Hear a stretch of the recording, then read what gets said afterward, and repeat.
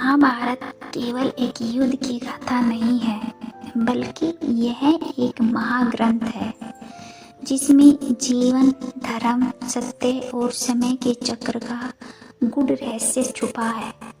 भगवान श्री कृष्ण ने गीता में जो उपदेश दिए वे केवल अर्जुन के लिए नहीं थे, बल्कि पूरे मानव समाज के लिए थे।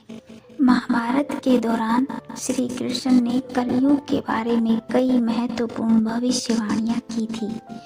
उन्होंने बताया था कि कलयुग में कौन सी बुराइयां बढ़ेगी, मनुष्य का जीवन कैसा होगा और इसका अंत कैसे होगा। भगवान श्री कृष्ण ने महाभारत के शांति पर्व, वन पर्व और गीता के उपदेशों में बताया कि कलयुग में अधर्म का बोलबाला होगा। उन्होंने धर्मराज युधिष्ठिर को यह समझाया कि समय के साथ चारों युगों में बदलाव होते हैं और कलयुग में पाप अधिक बढ़ेगा। श्री कृष्ण ने कहा था कि सत्यम न वदिष्यन्ति जना कृतयुगे यथा, अर्थात कलयुग में लोग सत्य का पालन नहीं करेंगे जैसा सतयुग में किया जाता था। सत्य, अहिंसा, दया और धर्म धीरे धीरे नष्ट हो जाएंगे। लोग अपने स्वार्थ के लिए झूठ बोलेंगे और पाखंड को बढ़ावा देंगे।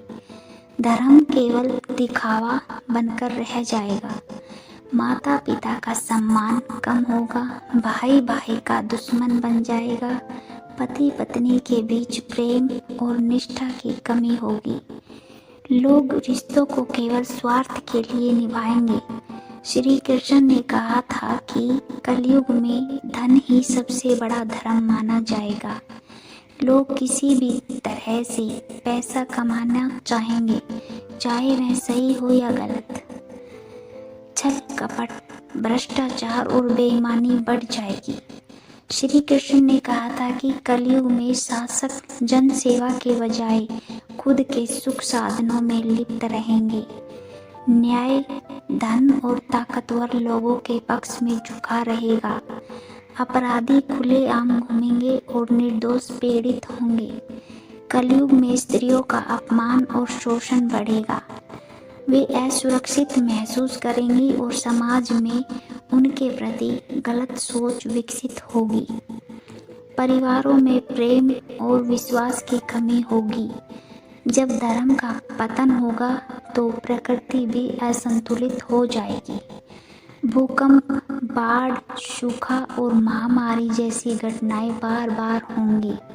लोग भोजन और पानी के लिए लड़ेंगे। कलयुग में गुरु और शिष्य के रिश्ते में पवित्रता नहीं रहेगी। शिक्षक केवल पैसे के लिए शिक्षा देंगे और शिष्य भी ज्ञान के बजाय केवल डिग्री के पीछे भागेंगे। सतयुग में लोग हजारों वर्ष जीते थे, लेकिन कलयुग में मनुष्य की आयु घटकर 100 वर्ष से भी कम हो जाएगी। खान पान में मिलावट और अस्वास्थ्यकर जीवन शैली के कारण बीमारियां बढ़ेगी। लोग मंदिरों में जाएंगे, लेकिन उनकी भक्ति सच्ची नहीं होगी। वे केवल अपने स्वार्थ के लिए भगवान को याद करेंगे। असली धर्म का पालन करने वाले लोग बहुत कम होंगे। श्री कृष्ण ने कहा था कि जब कलयुग अपनी चरम सीमा पर पहुंचेगा, तब दुनिया में इतना अधर्म और पाप बढ़ जाएगा कि सज्जन लोग मुश्किल से बचेंगे। हिंसा, अपराध और युद्ध से धरती त्रस्त हो जाएगी। धर्म के रास्ते पर चलने वाले बहुत कम लोग बचेंगे।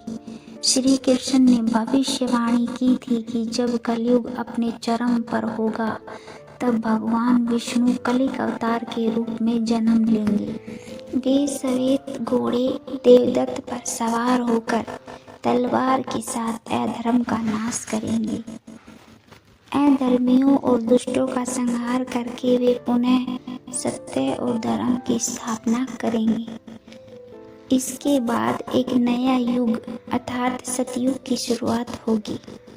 अगर हम आज की परिस्थितियों को देखें तो श्री कृष्ण की भविष्यवाणियां सच होती दिख रही है। भ्रष्टाचार और अन्याय बढ़ रहा है। प्राकृतिक आपदाएं बार बार आ रही हैं।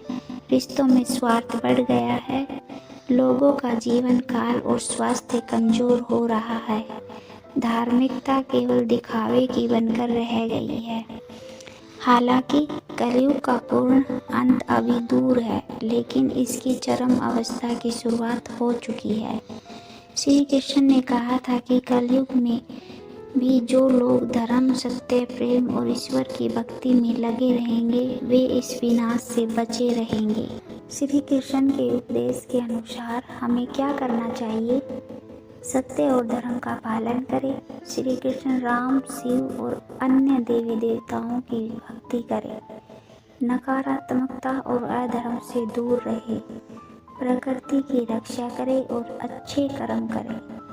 दूसरों की सहायता करें और ईमानदारी से जीवन जिए। श्री कृष्ण की यह भविष्यवाणी हमें चेतावनी देती है कि यदि हम अपने कर्म सुधार लें तो हम कलयुग के बुरे प्रभावों से बच सकते हैं।